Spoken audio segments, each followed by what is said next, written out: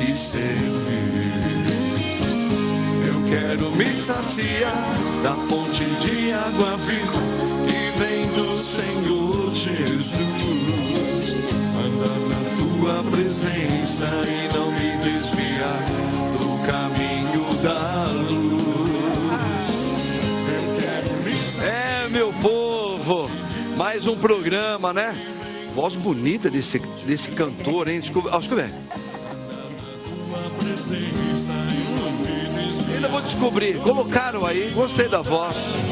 Muito bem, programa Bendita Hora começando agora com muita alegria, nessa terça-feira, que antecede, hein? Daqui a pouco vai uma semaninha, perfeitamente uma semana do Natal do Nosso Senhor.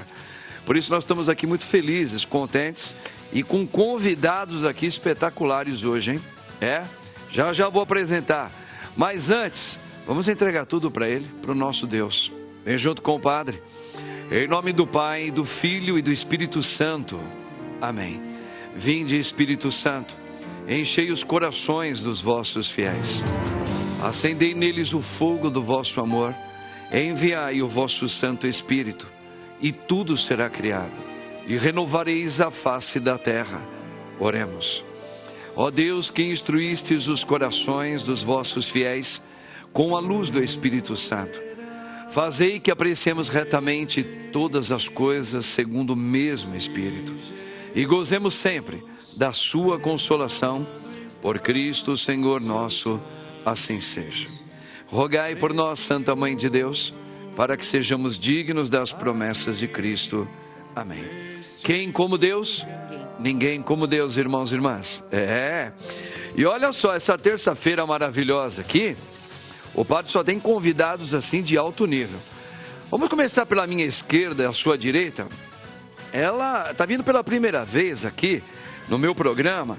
Ela é professora, coordenadora de núcleo de pesquisa e extensão da Faculdade de São Bento. Não é qualquer coisa não, com todo respeito, é uma baita de uma professora queridíssima, professora doutora Lúcia de Souza Dantas. Seja bem-vinda, doutora. Obrigada. Seja bem-vinda, que Deus abençoe, viu? Amém. Doutora Prazer. Lúcia, o papo tá bom aqui hoje, hein? Ele já veio no meu programa, super respeitado, profissional, ortopedista e médico do esporte, doutor Carlos Vicente. Doutor Carlos, tamo junto. Boa tarde. Tamo junto sempre, hein? Obrigado por estar aqui de novo com todos os convidados aí. É uma alegria sempre tê-lo aqui, doutor. Prazer, pai. Muito competente o doutor, hein? O quê? Agora ela, vou falar o quê, né? Dispensa comentários. Sister do Padre, trabalha junto comigo lá na Rádio 9 de Julho, radialista, comunicadora, produtora de primeira qualidade. Ela nada mais, nada menos é que Patrícia Diniz. Hoje eu não tenho carro para arrumar, estão presos. Patinho. Sejam bem-vindos. Sejam bem-vindos. Todo mundo da Rádio 9 de Julho. Ei, Patinha. Seja muito bem-vinda, viu, Patinha? Obrigada, Patrícia. Ele é um dos homens mais... como é que posso falar? Elegante. Elegantes. Um dos homens mais simpáticos. Super gentleman. E é muito inteligente. É conferencista e consultor organizacional. É até difícil falar as palavras dele aqui. Mas nada mais, nada menos do que César Romão. O que é isso? Doutor, tamo junto aqui, César. Você tá maravilhoso com essa barba de Antônio Fagundes aí. Pelo amor de Deus, hein? Fiquei com ciúme da sua aí, deixei ali. Já virei Antônio Fagundes, Sean Connery. E assim mais, né? E aí vai. Gente, tá vendo? Só fera. Agora nós temos um pensamento no dia e eu quero ouvir um pouquinho a opinião da mesa aqui. Esse aqui, ó, dá uma olhada. Finalmente você está entendendo que não precisa reagir a tudo. Às vezes basta deixar para lá, respirar fundo e priorizar sua paz. Olha, você não precisa estar reagindo a tudo. Vocês concordam com essa frase? Eu concordo, sim, número, gênero e grau. Né? Nós não precisamos reagir em tudo. Muitas vezes a gente precisa mais ouvir, refletir, procurar entender aquilo, o que isso também pode servir para mim ou não. Mas, de repente, eu não preciso reagir diante daquilo. Apenas guardar no meu coração. A Virgem Maria dizia que ela contemplava tudo em silêncio e ela ficava pensando o que Deus estava querendo mostrar com aquilo. Agora, tem pessoas que querem o tempo todo reagir com tudo o que acontece. O que vocês acham disso? O que você acha de doutora, professora e doutora Lúcia? É uma frase realmente, né? Finalmente você está entendendo que não precisa reagir a tudo. Você não concorda com isso? Concordo. Cristo não diz que devemos dar a outra face? Também. Então, acho que dar a outra face também significa entender o lugar do outro, e entender o nosso lugar, e refletirmos que não necessariamente precisamos saber de tudo também, né? É verdade. Esse é o ensinamento da filosofia. Boa. A gente precisa... sempre tentar ter uma opinião para tudo. Exato. Podemos admitir que não sabemos e que estamos sempre aprendendo. Eu acho que essa frase me remeteu a esses dois... E que também mostra a grandeza de alguém quando fala, eu não tenho obrigação de entender tudo, nem colocar meu bedelho em tudo. Porque eu acho que a reação muitas vezes é também associada a isso, né? Eu preciso responder. É verdade isso aí. Tá vendo? Olha a professora e doutora aqui falando, minha gente, gostei. E vocês, os rapazes, depois vou chegar na patinha aqui também. Doutor Carlos, o que você acha disso aí? Eu acho que tem momentos na vida que você está bem, ou momentos que você está por baixo. Acho que quando você está por baixo principalmente quando você não está bem, acho que é o momento que você tem mais que pensar, porque é a hora que você estoura, né? Na medicina, às vezes você tem um bom dia, mas às vezes você tem um caso ruim, alguma coisa ruim. Então, naquele momento, você precisa refletir, calma, precisa acalmar, respirar e não reagir, né? Senão, se você não está com o pensamento bom, muitas vezes você reage de maneira errada. Aí que acho que é o pior. É verdade mesmo. No dia que você está bem, acho que tudo é capaz de você não reagir. Mas no dia que você está mal, que acho que é o problema, de você não reagir no momento que você está num momento não muito bom. Dependendo de cada um, às vezes isso aí é realmente o não reagir, ele é fundamental, né? Que legal. Romão, o que você me diz dessa frase aí, cara? A sociedade impõe esse comportamento, né? A sociedade quer que a pessoa reaja. Aquelas frases, eu não levo desaforo para casa, por cima de mim só cobertor, e por aí vai. Né? Então, mas a questão do reagir, ela é uma tendência humana de sobrevivência. Então, o ser humano aprendeu a reagir para sobreviver. Quando ele era atacado, quando a aldeia dele era invadida. Então, essa reação, ela ficou no nosso DNA. Agora, a gente está evoluindo, nós estamos evoluindo, nós temos que entender que essa reação já não cabe mais. Eu, por exemplo, eu reajo a tudo de uma única maneira. Então, a pessoa vem e pode dizer para mim o que ela quiser. E aí eu faço a minha reação, é única, eu uso para tudo. Depois que a pessoa disse o que acha, principalmente em palestra, porque as pessoas em palestra, elas não levantam para perguntar, elas levantam para te derrubar. Né? Elas querem alguma coisa que te ofenda lá no palco. Está impressionante isso, pode ver. E a minha reação é assim, depois que a pessoa fala, eu olho bem para ela e digo, é mesmo? Essa é a minha reação.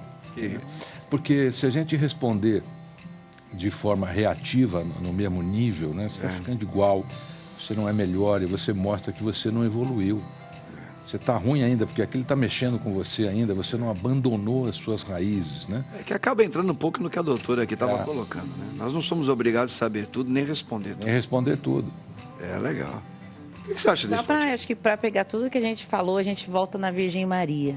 É a mulher do silêncio aqui, ficou em silêncio o tempo todo nos piores momentos e guardava tudo no seu coração. É muito difícil chegar nisso. Uma pessoa vir sobre você com agressão, com alguma coisa, ou uma coisa que te impulsiona mesmo, né, a reagir.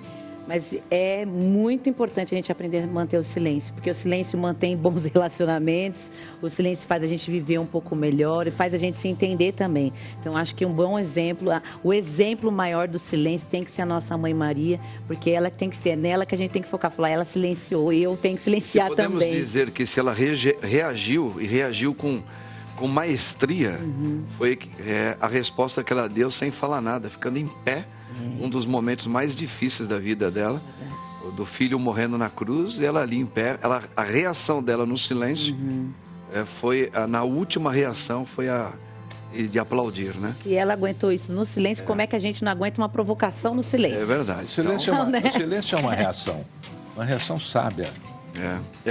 Essa semana um jovem falou assim para mim, o senhor deve ter sofrido muito para estudar, porque na sua época não tinha computador. Hoje eu abro aqui a inteligência artificial, aprendo tudo muito rápido. Como é que o senhor fazia para aprender? Eu disse assim, Padre Márcio, eu usava o cérebro. Só isso. Só isso. Gente, tá vendo? Tá gostando? E a nossa enquete de hoje, ela é o seguinte, hein? Você tem discussões desnecessárias no seu dia a dia? Sim ou não? Pensa com calma. Ou você vai achar, não, eu sempre tenho motivo de reagir assim. Calma. Você tem discussões desnecessárias ou necessárias, melhor, todo dia para você reagir assim? Sim ou não? Vai lá, você vai votar. E no finalzinho do programa, né, Patinha? No Instagram, programa Bendita Hora. Tá. Isso, aí no final a gente... Nós vamos ver o que o povo está falando, se eles Exato. reagem ou não, como é que estão fazendo isso aí. Muito bem. Vamos à primeira notícia já? Vamos já? Puxa, que legal. Dá uma olhada aqui, ó. Gente, qual é a diferença entre arte sacra e arte religiosa? Embora se aproximem no tema, há uma diferença essencial que as difere. Qual é a diferença? Professora, doutora Lúcia, realmente é uma questão diferente, né? Existe uma diferença entre a arte sacra e a arte religiosa. Primeiro que as duas são uma arte. Acho que a primeira coisa é explicar que é esse lado artístico, né? Sim, eu acho que uma das diferenças que a gente pode ressaltar, é claro que há inúmeras respostas. Como nós estávamos dizendo aqui, os conhecimentos não são unânimes e há inúmeras respostas. Mas do ponto de vista da filosofia da arte e da teologia, a gente pode dizer que a arte sacra é aquela que está inserida no ritual. Ou seja, ela está em uso, ela tem uma função. Sim. E a arte religiosa é aquela que traz a temática religiosa, mas nem sempre Sim. ela está no lugar de objeto sagrado. Sim. Isso é muito comum, a gente vê isso nos museus, né? Porque muitas vezes alguma pintura que foi feita para estar num altar, para estar numa igreja, ou uma escultura, né? Uma imagem, ela é deslocada do seu lugar de origem e entra no museu. E aí ela passa a ser apenas uma arte religiosa, ela não está no lugar. Agora, é claro que se alguém que tem fé e entra no museu e reza diante dela, talvez possamos dizer que ela torna-se um objeto sacro naquele momento. Então, acho que a arte sacra está muito associada à experiência que nós temos diante dela. Sim. Inúmeros filósofos debateram sobre isso, né? Professora, o Cristo Redentor é uma arte sacra ou religiosa? Essa é uma boa questão. Eu acho que a gente pode dizer que ela foi feita no intuito de arte sacra, para tornar a cidade abençoada. Sim. Agora, nem todos que visitam o Cristo vão nesse intuito. Eu já levei alunos, inclusive no Vaticano, tive essa honra. E nem sempre todos os meus alunos, que são da filosofia e da história da arte, são verdadeiramente católicos. E a experiência que cada um tem diante de uma igreja, ou mesmo da Basílica de São Bento, nós fazemos visitas lá pela faculdade, é diferente. Então, a arte sacra está muito associada a isso, a gente entender que não é apenas o objeto. É o mistério, né? O mistério. O mistério. Exatamente, a mistagogia, né? A gente teve alguns lampejos na época da faculdade, como seminaristas, na época, e que fala muito sobre essa questão da arte sacra. E a senhora certamente se aprofundou. Antigamente, as igrejas, as grandes catedrais, as primeiras que foram confeccionadas, elas foram confeccionadas somente com a intenção da arte sacra, que era uma maneira de fazer uma releitura, porque o povo não sabia ler a Sagrada Escritura, até porque era em latim, depois teve um período que era em aramaico, depois foi traduzido em latim. Então era uma maneira do povo entender. Entrando dentro do templo, eles conseguiam vislumbrar aquilo que nas santas missas eles escutavam pelas leituras. Então, o paraíso. Então, estava tudo lá. Então, os vitrais tinham que corresponder até aquela parte superior, onde tinha aquela claridade que reportava o céu, o infinito. Era isso mesmo, né? Elas eram fiéis à arte sacra. Sim, e ela, Papa Gregório Magno, o Papa São Gregório, né, no século VI, que disse a famosa frase que as imagens são a Bíblia dos iletrados. Isso. E isso permaneceu durante toda a Idade Média e ainda permanece, né?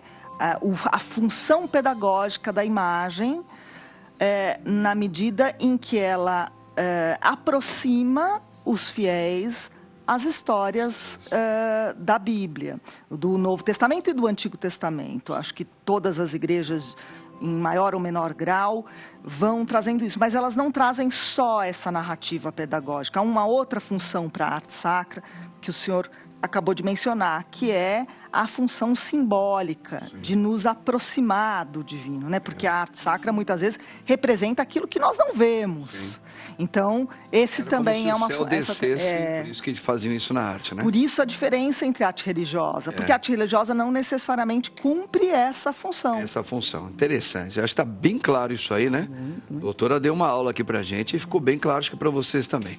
Mas nós temos uma outra notícia aqui que o padre quer passar para você, essa que também é muito importante. Dá uma olhada aqui, ó, gente, ó. O sucesso de sua carreira não depende de um propósito nobre. Entenda por quê. Especialistas avaliam que uma vida profissional bem-sucedida depende mais de como as habilidades são utilizadas no trabalho do que de um propósito.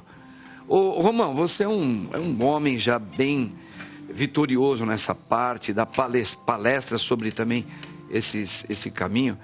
Fala um pouquinho sobre o sucesso da carreira de alguém. Realmente não depende de um propósito nobre, né? Eu posso fazer sucesso independentemente de um propósito nobre, de ter uma coisa, de um reconhecimento, ou o sucesso sempre depende de um reconhecimento que vai me levar a uma fama? Existem dois tipos de propósito. O propósito grande e o propósito grandioso. Esse que o Padre Matos citou é o propósito grande. Muda o seu espaço de vida, muda o seu comportamento dentro do universo. Então você ficou famoso. Né? É um propósito grande. Você ficou conhecido aí por causa de um trabalho, é um propósito grande. Agora, para mim, o verdadeiro propósito é o propósito grandioso. Qual é a diferença? É que quando você o atinge, você transforma o mundo também. Então, por exemplo, a gente vai para a Índia, você pega o exemplo lá do Yunus. O Yunus não criou o Grameen Bank para ficar rico. Ele criou o Grameen Bank para acabar com a pobreza da Índia. Propósito grandioso. Poucas pessoas hoje no mundo sentam para decidir isso. Então, quando você for decidir um propósito, é muito importante que você decida pelo grandioso. Porque você vai conseguir o que você quer e, além disso, você vai transformar o seu mundo, você vai tornar o seu mundo, o mundo que você habita, um lugar melhor. O propósito grande fala de maneira bem simples, né? É o carro novo, é a casa própria, é grande, é seu, é só seu. É para o seu sucesso. É para o seu uso. Você não atinge a sociedade de alguma maneira, tornando aquela sociedade melhor. Interessante isso aí. Você estava falando, eu lembrei de Santa Teresa de Calcutá. O trabalho dela para nós, num propósito espiritual, foi grandioso. Porque quando ela fez aquele trabalho, ela atingiu milhares de pessoas na sociedade. Ela fez atos sociais que mudou o mundo. Mudou a maneira das pessoas interpretar muita coisa. Tanto é que ela chegou a ganhar até o prêmio Nobel, né? Propósito grandioso. Mas também não dá para ser, por exemplo, às vezes não tem um propósito assim como o caso dela, ou que você citou, Romão. Mas, por exemplo, quando eu faço algum trabalho que ali, mesmo a dona de casa ali fazendo a sua comida, pode ser grandioso o que ela está fazendo, porque ela está ali fazendo o melhor que ela pode, aquela comida gostosa para sua filha, para seu marido. Tá todo mundo falando, mamãe, que delícia. Mãe, que gostoso. Vocês esquecem de agradecer, né? Eu estou agradecendo papai grande. Eu quero vir todo domingo aqui agora. Mas não é de tudo, eu acho que... Você mesmo respondeu, é grande, não é grandioso. É grande porque agradou o marido, a filha, a família, né? E ela recebeu naquele universo. Tá. Agora, vamos supor que ela pegue essa comida maravilhosa e tenha como propósito distribuir a necessitados. É grandioso. Entendi. Né? Essa é a diferença. Eu sempre, na minha vida inteira, eu sempre procurei fazer... Eu sempre me pergunto isso, né? Quando eu vou fazer alguma coisa, eu pergunto, isso é grande ou grandioso? Isso é grande ou grandioso? Eu comecei a escrever com um propósito grandioso. Né? Talvez seja por isso que eu conquistei muitos países. Quando nós decidimos por algo grandioso, a gente se integra no universo espiritual. Deus te auxilia. Ele te dá a ferramenta. Olha bem o que eu vou dizer para você agora. Quando o seu propósito é grande, Deus não te dá a ferramenta. Ele te dá um espacinho lá para você atuar. Quando o seu propósito é grandioso, Ele te dá as ferramentas para você realizar. Ele te prepara, Ele mostra para você como é que você vai realizar. Ele te inspira a realizar. Madre Teresa é um grande exemplo disso, né? Existem muitas histórias, a mais famosa delas é que um empresário fez a doação e disse para ela, eu jamais faria o que a senhora faz. Né? Ela fala, mas eu faço, né? Eu estou aqui, eu estou fazendo e pronto.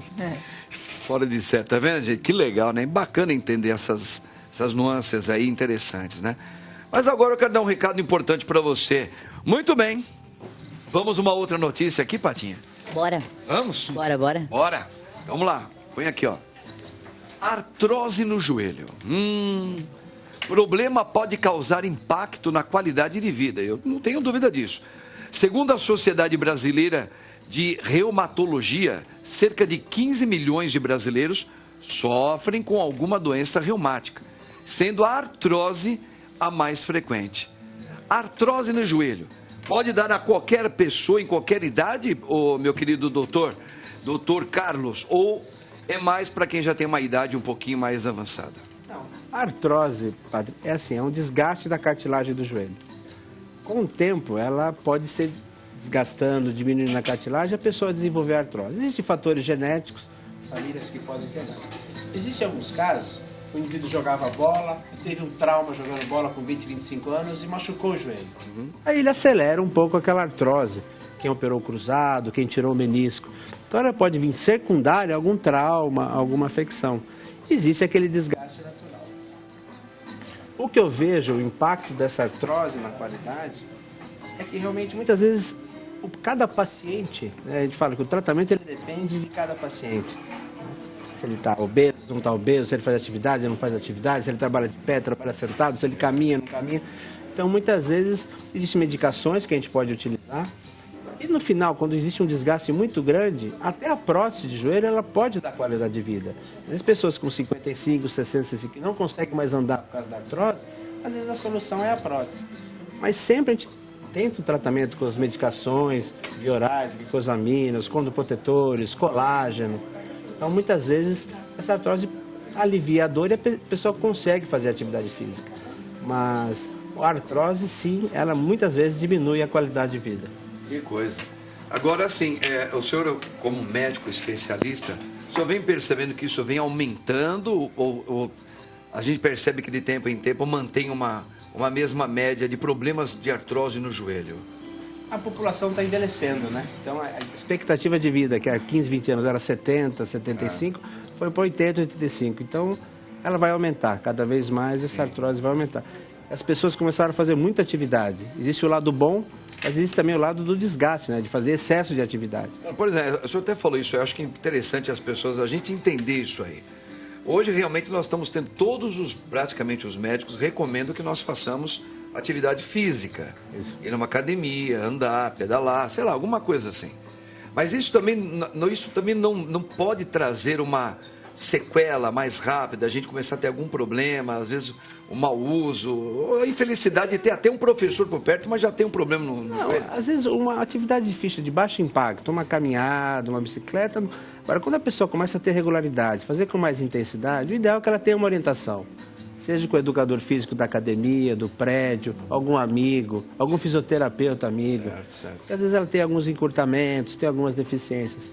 É sempre bom fazer uma avaliação pré-participação, às vezes a pessoa tem uma cardiopatia, família cardiopata, diabetes. Fazer essa avaliação inicial para poder fazer atividade física tranquilo. Então, uma atividade física bem orientada, ela é sempre bem-vinda. Agora não, eu quero daqui 6 meses correr a maratona de Boston. Você começa a entrar numa... Não, eu quero subir o Monte Roraima. Por exemplo, nunca fiz atividade física. Agora, daqui a 6 meses eu quero já participar de um evento. Teve muito esse impacto com o CrossFit. Quando surgiu o CrossFit há 10, 15 anos, todo mundo de repente foi para o CrossFit, mas nunca tinha feito esporte. Então, às vezes, esse aumento de intensidade e volume é o que leva à lesão. Então é uma questão toda de saber se informar. Primeiro fazer uma boa avaliação, né, doutor? Isso. Porque cada um é cada um. Eu preciso saber como que você... O senhor mesmo colocou muito bem. Como que eu vivo no meu dia a dia, como que é a minha vida, para eu poder antes saber, na hora que eu for fazer uma atividade, como fazê-la e ter um profissional acompanhando por perto, né? Eu não tenho profissional nenhum, eu sempre me dando com isso aí. Depois eu vou contar. E agora, outra notícia importante é que a Patinha vai falar com a gente aqui também. Vamos ver aqui, ó. Olha, o seu negócio precisa estar no rádio? A resposta é sim. Pesquisas comprovam a importância do rádio no mercado publicitário e na rotina diária dos ouvintes. Ô, Patinha, você que trabalha já há tanto tempo na rádio. Nós trabalhamos. Você trabalha mais tempo do que eu na rádio. O seu negócio precisa estar no rádio, pelo menos também. Porque saiu uma pesquisa dizendo que o valor que as pessoas investem no Facebook, no Instagram, as pessoas às vezes se iludem com isso. Gente, o que vocês veem aí muitas vezes no Facebook e no Instagram, logo de cara é porque alguém pagou para estar na sua cara. Pense nisso, né? Às vezes as pessoas não sabem isso. Então, o investimento que muitas empresas fazem no Facebook, às vezes é o dobro ou o triplo do que ela poderia fazer no rádio. E o rádio, como o Romão também, um homem de rádio, sabe, é o companheiro, é o meio de comunicação que ainda passa credibilidade.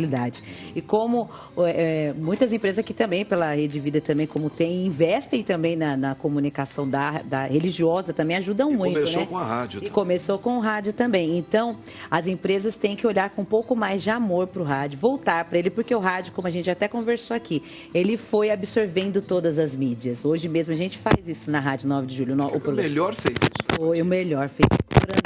Nós fazemos todas as manhãs, às 11 horas da manhã na Rádio 9 de Julho. Nós estamos no AM 1600, estamos nas ondas curtas, nós estamos no site, estamos no aplicativo e no Facebook e YouTube. A pessoa vê o que está acontecendo dentro do estúdio.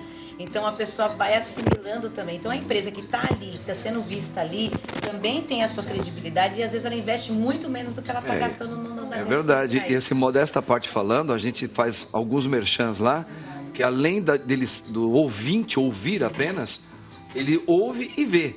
Porque nós estamos usando essas técnicas, como você falou, dentro da rádio, que é usar as redes sociais. As redes sociais. Isso, né? E a pessoa está vendo a gente ali falando e tudo mais. Pode falar. Uma questão que me ocorreu quando a gente fala de rádio, eu não sei se isso é verdadeiro ou só uma impressão, que o fato... Vocês falaram da imagem, mas eu penso também da disponibilidade que os programas ficam nesse modo streaming, nesse modo podcast, né? Fazendo com muitas vezes a gente não assista o programa no momento que ele vai ao ar, mas aquele programa ele continua ali para ser assistido. Quantas e quantas vezes a gente não faz isso? Acho que isso também amplifica, né? Muito, vou falar como alguém, estou na Rádio 9 de Julho há 15 anos, indo para o 16º ano. Indo para o 16º ano, e assim, uma coisa que a gente acontecia muito, por exemplo, a pessoa ouvia a oração do Padre Marcos lá, ligava lá pra gente, falava, puxa, eu quero aquela oração que o Padre Marcos fez hoje. Pra gente era meio complicado, tinha que ir lá, tirar de censura, pegar CD, pegar endereço da pessoa, ir pro Sedex, aquela coisa toda. Hoje, o que a gente faz? Tá no YouTube. Tá lá no Facebook, não tem, às vezes a gente dá até o tempo, foi 15 minutos e 30 segundos que o Padre Marcos começou a oração. Então, ele realmente ajudou, como o Padrezinho falou. O rádio absorveu muito bem as mídias e ele ainda é o companheiro, que é aquilo, você coloca lá, você está fazendo as suas coisas e você está ouvindo. Você está no carro, você está ouvindo, você não precisa ficar parado, como é o caso aqui. A pessoa pode até estar ouvindo a gente aqui, mas ela não tem essa coisa do rádio, a gente ainda se preocupa um pouco mais de fazer esse detalhamento do que está acontecendo. Sem dizer também que isso nos eleva a uma imaginação, né? A gente tem aquela coisa de saber como é a reação daquele que está falando daquela notícia, como é que ele está dizendo. Isso mexe muito com a sua Imaginação E também. a credibilidade do comunicador também, né? O padre Marcos está ali falando, então ele está falando, né? É importante isso também. Nós vamos para o intervalo bem rapidinho, já nós vamos tomar um café aqui, o padre volta com essa galera maravilhosa. Tamo junto aí. Muito bem, meu povo, olha que melhor programa do Brasil aqui na Rede Vida Televisão, bendita hora, hein? Que? Vai pesquisar para ver. Ó, temos uma outra notícia importante para você. Aqui, ó. Tá vendo essa imagem aqui? Essa imagem não é bonita? Interessante, né? Eu quero que ela fale um pouquinho dessa imagem para nós. Nossa doutora professora Lúcia. Doutora, que nós estamos vendo essa imagem. Conta um pouquinho que o povo está vendo. Olha, o significado dela, o que ela quer dizer. Eu escolhi 2 imagens para trazer aqui. Essa imagem é de 1503, da época do descobrimento do Brasil. Meu Deus. Ela é uma pintura de um artista alemão, Albert Dürer. E é a famosa temática religiosa da natividade, né? Quer dizer, é a cena descrita no Evangelho de Lucas do momento que Jesus nasceu. Mais ou menos, vocês podem ver, né? Nós estamos na Galileia, nós estamos numa ambientação que é tipicamente da Alemanha do século XVI. Eu trouxe um pouco para mostrar isso. Certo. Como a arte vai adaptando as crenças e os hábitos das pessoas de cada época. O Albert Dürer é conhecido como um dos principais artistas renascentistas da Alemanha. Eu trouxe ele, não um artista brasileiro, ou português, ou italiano, exatamente pelo estranhamento que eu entendo que muitas pessoas vão ter aqui do nosso público.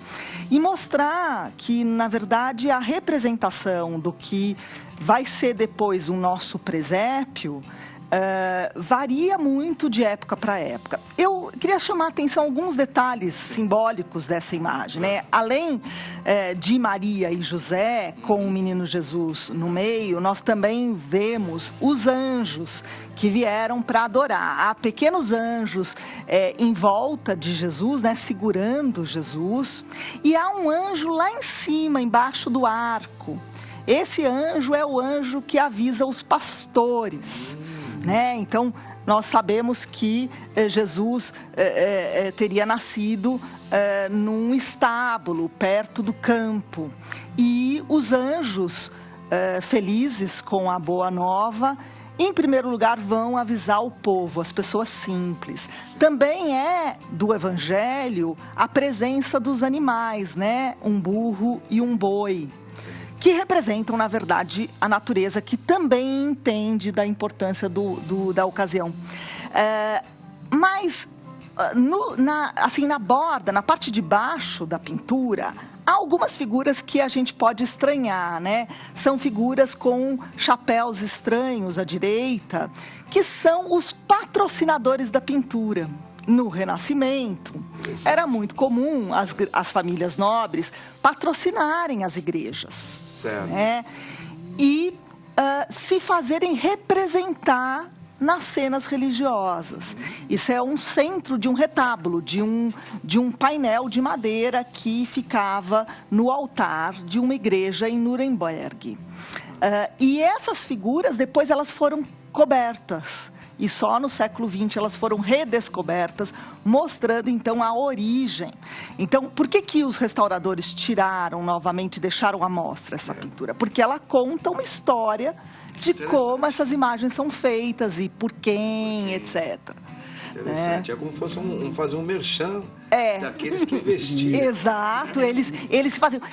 Às vezes eles apareciam nas imagens, ou às vezes eles eram enterrados nas igrejas. Aqui no Brasil nós temos inúmeros benfeitores das igrejas nossas coloniais enterrados ao lado do altar. Era uma maneira também de serem prestigiados pela benfeitoria que estavam fazendo. Nessa linha das imagens da natividade, pessoalmente tem uma que eu gosto demais, que eu mais gosto, que ela está em Firenze, no Uffizi, que é a Adoração dos Magos. Eu acho aquele quadro uma das coisas mais sensacionais em relação à imagem da natividade. Talvez seja o mais próximo da realidade. a adoração dos magos, ela é, do ponto de vista da temática da arte religiosa, um segundo tema. Porque a gente sabe que, embora no presépio atualmente, isso acontece a partir mais ou menos do século XVI, um pouco depois desse quadro, essas temáticas vão se fundir. E na nossa tradição aqui, no Brasil, principalmente, mas na história da arte, a cena da adoração dos magos não se confunde com a cena da natividade, que é a adoração dos pastores. E aqui eu trouxe uma outra imagem, que tem uma segunda, né? Vamos... ela foi feita um pouco mais de 100 anos depois por um artista holandês, Ronstorff. Olha isso. Eu quis trazer essa imagem porque ela também retrata a mesma temática. Sim. Esses meninos que estão do lado esquerdo, né? São os pastores, Nossa Senhora e São José, um pouco na penumbra. Vocês podem perceber que a atmosfera desse quadro é completamente outra. Sim. E isso mostra o entendimento do período barroco com relação a esse sentido de arte sacra. Aqui há uma simbologia muito forte de que Jesus irradia luz, ele é a luz divina. E estão todos maravilhados com essa presença. Então, vejam que não há nenhum detalhe, não sabemos onde eles estão, não há arquitetura, não há paisagem. Há apenas essa simbologia da presença de Jesus. Eu acho bonitinho também que ali nessa figura, a presença de São José, ele está assim bem discreto, né? Exato. Como ele chegou na Bíblia e como ele saiu. Existem imagens da natividade, sobretudo nesse período do século XVII, em que José sequer aparece. Porque a descrição importante seria a de Maria junto com o menino. E a dos pastores que vêm que escutam a boa nova dos anjos notícia, e que vêm. Daí a ideia de adoração.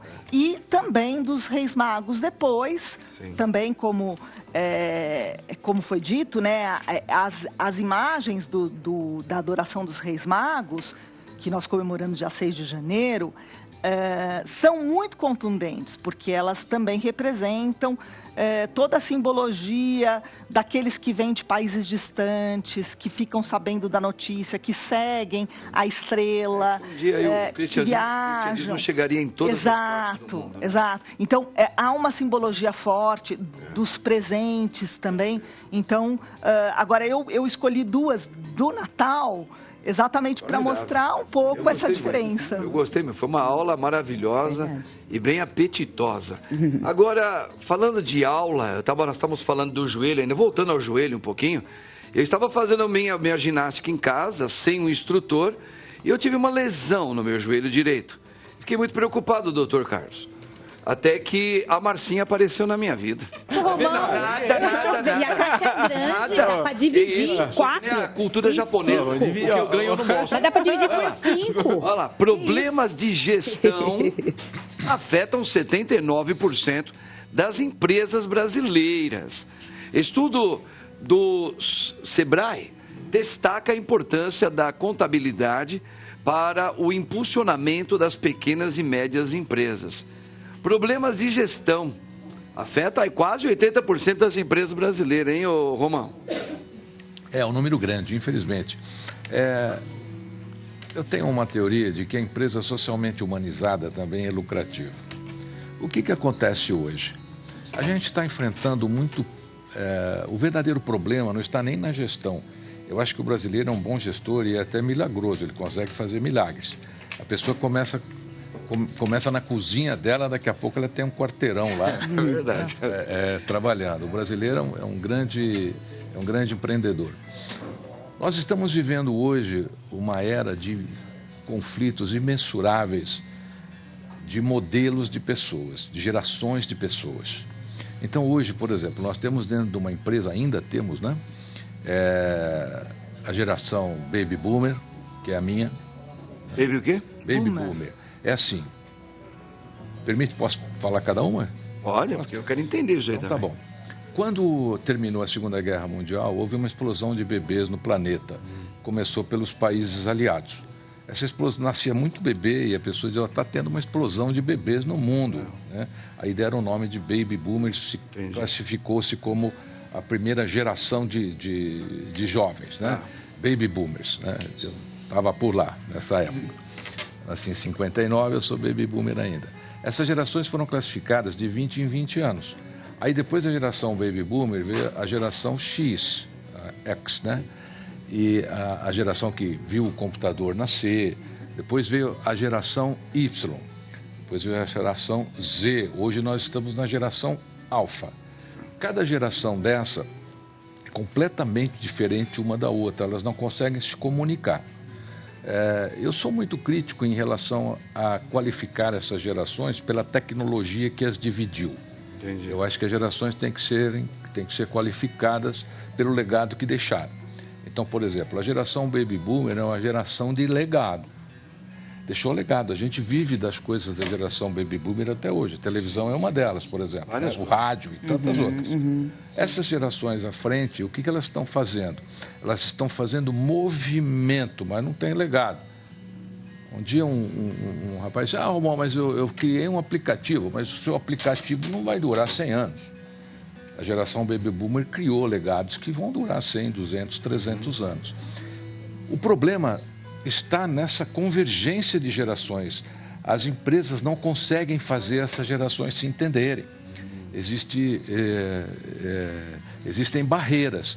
Então, por exemplo, a geração Baby Boomer pede para um jovem geração alfa chegar no horário. Ele não consegue. Ele não entende por que ele tem que chegar no horário. Né? Ou pede, por exemplo, para uma geração Z ser um pouco mais social. Não consegue, não interessa. Hoje, a geração Z, por exemplo, ela se desinteressou completamente por veículos. Né? Então, eles não querem ter carro, são fãs da garrafa Stanley. Lá no meu escritório eu tenho as gerações lá, né?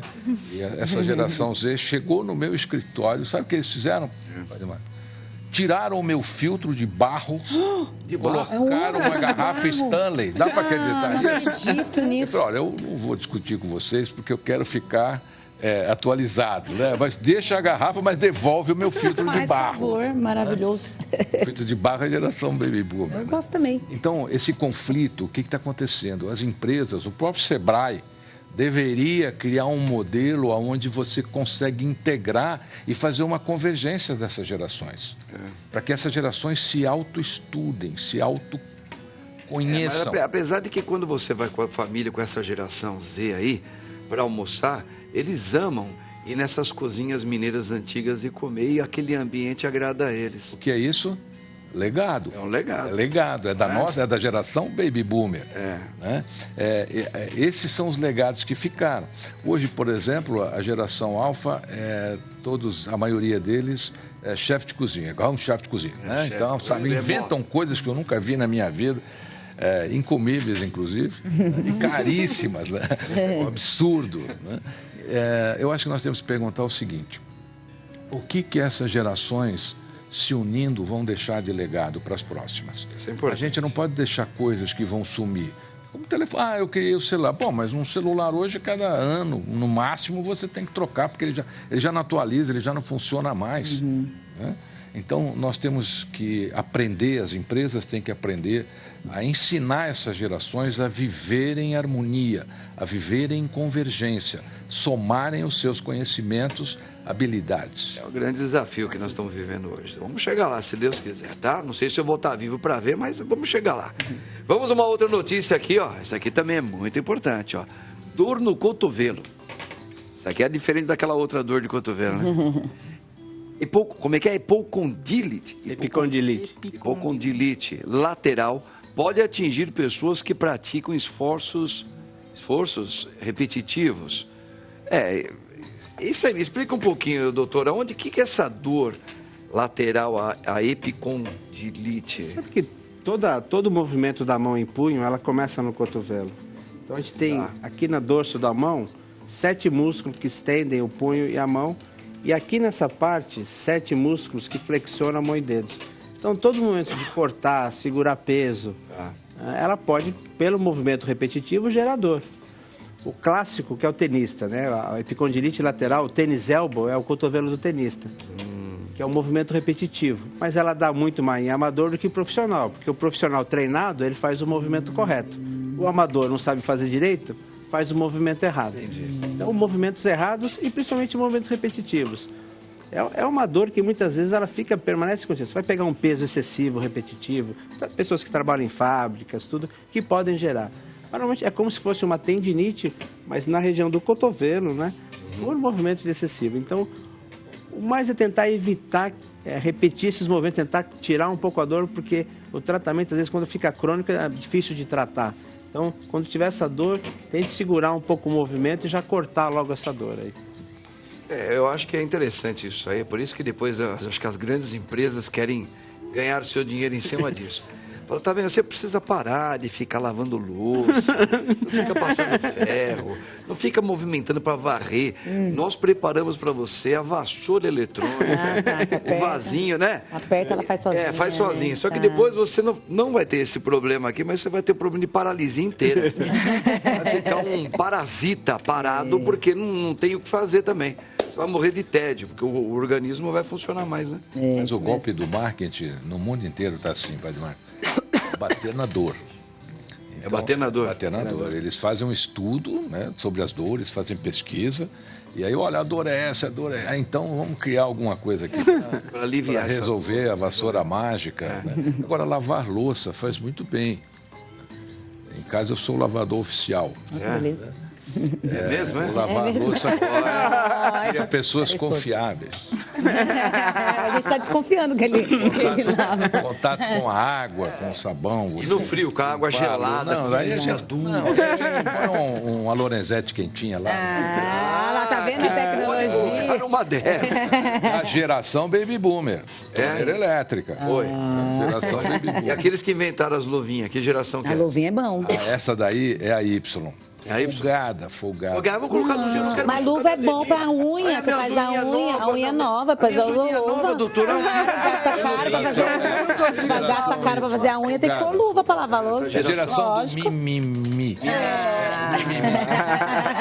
Milindrado. Tudo é milindro. O que o Romão falou, padre, é interessante essa geração, porque acho que a Lúcia sofreu. Sou professor da Unifesp e tudo. A gente pegou essa mudança de gerações. E o dia a dia com o aluno... Sem dúvida. São gerações completamente diferentes. Né? Tanto na gestão, no dia a dia, como para ensinar. É engraçado que eu fico até imaginando, né? Para você poder transmitir uma aula, tendo gerações que de ano em ano vai mudando. Fala, pô, eu tenho que me reciclar. Até naquela questão que levou a sua também, né? Pra gente... Lá na São Bento, na Faculdade de São Bento, a gente tem o privilégio, eu acho, de ter várias gerações na sala de aula, porque a faculdade atende seminaristas, mas atende muita gente que vai fazer faculdade de filosofia como segunda faculdade, já pessoas mais aposentadas, profissionais, tal. Então, a gente vê os conflitos de geração em sala de aula.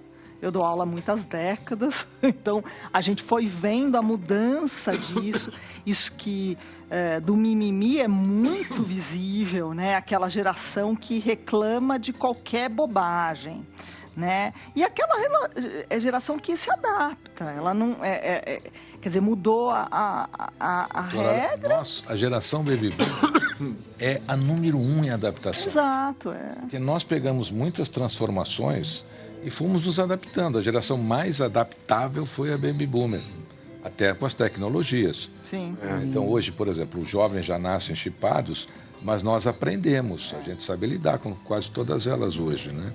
Então, esse modelo de adaptação era importante fazer coexistência, né? Essas outras gerações aprenderem isso, porque eles não são adaptáveis. Não. Se você tirar o ChatGPT agora vai aí que acabou de vez. A gente dá ainda prova dissertativa. Na São Bento isso é inegociável. E a gente vê a diferença de como tem aumentado a cada ano a dificuldade pela expressão. eles não sabem escrever um texto. Isso é uma coisa muito interessante. O jovem de hoje tem 60% menos vocabulário do que nós. Sim. É gritante, né? E nós chegamos onde chegamos pelo desenvolvimento do nosso cognitivo. Se a gente parar de utilizar o nosso cognitivo, né, daqui a pouco você é escravo de notícias criadas. Só espero quando chegar no fim dos tempos, Deus fala pra gente assim, vocês tinham que aprender com essa geração nova. Escrever menos também. Sei lá, vamos lá. Olha essa notícia aqui, gente. Afinal, pessoas tímidas podem trabalhar com comunicação? Eu acho que sim. Eu acho que sim, mas eu também acho. Sou tímida, né? Eu também sou esquisita, sou bem tímida. Eu também não sou. Lógico que sim, né? Não tem nem como dizer que não, porque eu sou uma pessoa muito tímida, não parece, mas aí a gente vai aprendendo a domar a nossa timidez. Eu acho que é isso que é bonito também, né? O Padre Zito também é extremamente tímido, você ter sua história aí toda para falar. Bonito. E agora, né? Multidões te assistem, te acompanham na sua paróquia, então. E não deixei de ser tímido. E não deixou de ser tímido, e a gente consegue, né? Mas aí eu acho que, pegando um pouco do que o Romão estava falando, é o propósito. Eu acho que no caso é o propósito. Fica maior do que a gente. E aí a gente tem que fazer. Mas quem é tímido, está acompanhando, quer seguir, começa aí de um lugar que não fala muito, né? Os comunicadores, na vida pessoal, grande número deles era tímido. Você pega Ernest Hemingway, por exemplo, escritor, ele era tremendamente tímido. Martin Luther King era tímido. Então, a timidez, ela não é um problema, ela não é um defeito. Agora, os tímidos, quando estão diante daquilo que amam fazer, se revelam. Se revelam, é isso aí. Se revelam competentes. Se revela, é isso que é exatamente que eu entrar nessa fagulha. Mas Gonçalves era gago. Eu também tive problema com gagueira. Eu com 7, 8, até meus 13 anos de idade, a minha mãe queria me levar para o psicólogo, e fui ao psicólogo. Só que quando eles falavam de um assunto só comigo, que era, na ocasião, era Elvis Presley. Eu falava do Elvis sem gaguejar. Isso é um mistério, que talvez não tão grande. Talvez a ciência explica, né? E realmente, você quando gosta, você sente que você entrou na tua praia. Vamos dizer, o meu mundo agora, a geração X. Entrou na minha praia, eu me sinto à vontade para falar. E eu tenho uma desenvoltura, mesmo sendo tímido. Isso mesmo. Porque eu estou confiante naquilo que eu gosto de fazer, que eu amo fazer. Eu faço seguro de mim, porque a minha natureza está enamorada com aquilo. Então, é claro, mas isso não significa que eu deixei de ser tímido. Claro que não. Eu tenho facilidade de falar sobre aquilo, de expor esse assunto com clareza, porque é o meu mundo. Isso. Agora, eu continuo sendo tímido. Então, eu acredito, sim, que a rádio, até porque a rádio também, muitas vezes, ninguém está me vendo. Agora está vendo, né? Agora está vendo. Agora está me vendo, está ouvindo só a minha voz. Isso aí eu acho bem legal. Mas é bonito também pensar como Deus muda a gente, né? Deus tem um propósito para cada um de nós, uma coisa para cada um de nós, e aí Ele faz tudo aquilo e vai mudando a gente durante o caminho para falar, é aqui que eu te quero, e aí você vai ter que passar por cima daquilo que você às vezes acha que é, né? Jesus era tímido. Jesus era. Só quando não pregava. Mas fora, né, do ambiente de pregação, de ensinamento, ele era silencioso. Sim, verdade mesmo. Não é isso? Maria também, sua mãe. Quer dizer, não a timidez eu acho uma palavra um pouco pesada. Eu acho que aí poderia, entre aspas, né, algo relacionado ao seu momento de silêncio. O tímido nada mais é que ele é introspectivo. Tem um momento de silêncio dele. É legal. É isso aí. Já fechou? Tem mais uma pergunta, né? Vamos ver aqui, ó. Olha aqui, ó. Dinheiro é sinônimo de sucesso para você? No senso comum, sucesso está diretamente relacionado ao resultado financeiro. Nós entramos nessa conversa hoje, hein? Ou seja, é sinônimo de dinheiro. Mas será que isso é de fato verdade? O que é sucesso para você? Olha, eu acho que isso aqui é uma pergunta que a gente pode trabalhar um pouquinho entre nós aqui rapidinho. Para mim, primeiro, eu jogo para vocês, meus convidados primordiais, sucesso não está relacionado com dinheiro. Também de jeito acho nenhum. que não. Não. Sucesso entrou um pouquinho nisso que eu acabei de falar agora. Eu me identifico com algo que é o meu mundo, que para mim é a minha vida, aquilo ali. E para mim é um sucesso, porque quando eu faço bem. E estou despreocupado do que aquilo vai me trazer diretamente, assim, em relação de recursos, sabe? Talvez aquela coisa da grandeza, sim, de ser muito grandeza, não eu ser grande. Atingir com o meu trabalho coisas que possam ajudar muita gente. Mas faço com prazer. Então, o sucesso para mim ele independe do dinheiro. Não sei vocês. Concordo, Valezinho, também. Concordo. Padre, cada vez mais na medicina, quanto mais eu estudo, mais eu me aperfeiçoo, mais as coisas vêm naturalmente, né? E o dinheiro vem também natural. Vem. Quando você trabalha com o que você gosta e Você tem que tem ter Eu conhecimento. imaginei que eu ganhasse essa grana toda, cara, mas já que eu tô ganhando, beleza, né? Eu acho que Sucesso para mim, Padre Marcos, é a convergência. Sucesso para mim é a convergência de 5 forças existenciais. E se uma delas cair, ela derruba as outras. Então, o que é sucesso? A convergência de 5 forças existenciais: sua crença, família, trabalho, amigos e saúde. Você se tornou o homem mais rico do planeta Terra. Vai ao médico e o médico diz: você tem 15 dias de vida. Derrubou as outras. E se você organizar isso, você vai ver que você vai ter que manter todas em equilíbrio, em convergência. Quer ter sucesso na vida? Mantenha em equilíbrio essas 5 forças existenciais. Escreva as 5, coloca aí no seu espelho do banheiro, todo dia, quando você for olhar, e observe. Fala, eu estou em equilíbrio com as minhas 5 forças existenciais. Se você tiver, mesmo que você não queira, você terá sucesso. Não sei, as meninas? Concordo. eu acho que o sucesso está muito associado com isso que o Romão disse. Eu acrescentaria, quando foi feita a pergunta, eu lembrei da ideia de felicidade. Acho que ser feliz é ter sucesso. E ser feliz está associado a fazer aquilo que gosta e aquilo que acredita também. Porque às vezes a gente faz o que gosta, mas aquilo prejudica. Porque nem sempre a gente fica feliz com aquilo que não nos prejudica, né? Quer dizer, então, muitas vezes fazer aquilo que não nos prejudica, que não prejudica o outro, é também uma forma de satisfação, de acreditar naquilo que a gente faz. Então, ao acreditarmos naquilo que fazemos, nós podemos ser felizes. Acho que essa ideia de sucesso de riqueza, ela acaba levando talvez até a infelicidade, como o Romão falou. E aí a pessoa acaba se frustrando, né? Consegui tudo que eu quis, mas não sou feliz. O que está faltando? Foi uma ilusão, né? E você também pensa assim? Concordo, e é isso que a gente está falando. A geração de hoje está aí, né? Querendo só dinheiro, querendo sucesso vinculado a muito dinheiro, e aí não consegue. Infelizmente, a gente ouve histórias sem cumprir tristes. horário, sem trabalhar. Exato. Quer tudo, mas quer o dinheiro ali, quer o dinheiro, quer o sucesso, a fama, mas o esforço não. Vamos dar uma olhada na nossa enquete então, Patinha? Vamos ver como é que ficou? Vamos ver, a enquete de hoje. Você tem discussões desnecessárias no seu dia a dia? Olha o que o povo respondeu. 53,2% diz que sim, tá? Que tem discussões desnecessárias. E 46,8% diz que não. Se você sabe que é desnecessário, é porque é fácil. É uma boa pergunta. Gente, acabou também nosso programa aqui com esses convidados maravilhosos. Eu quero agradecer por demais, doutor Carlos.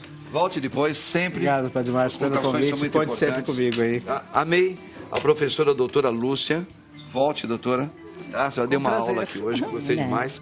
Patinha, você coloca muito bem sobre a rádio. Muito obrigado. E vão 11 horas da manhã, Rádio 9 de Julho. Isso. Nossa. Super competente, hein?